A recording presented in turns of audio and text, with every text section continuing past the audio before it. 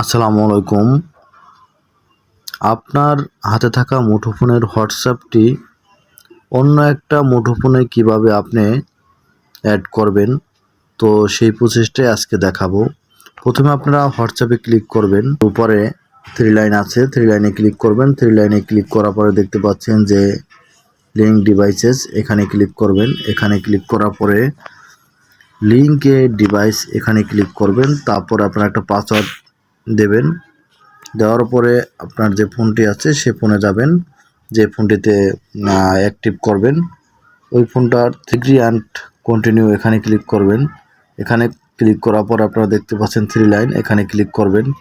তারপরে লিঙ্কে combination device এখানে ক্লিক করবেন। এখানে ক্লিক করার পরে আপনারা দেখতে পাচ্ছেন যে অটোমেটিক স্ক্যান নিয়ে এনেছে।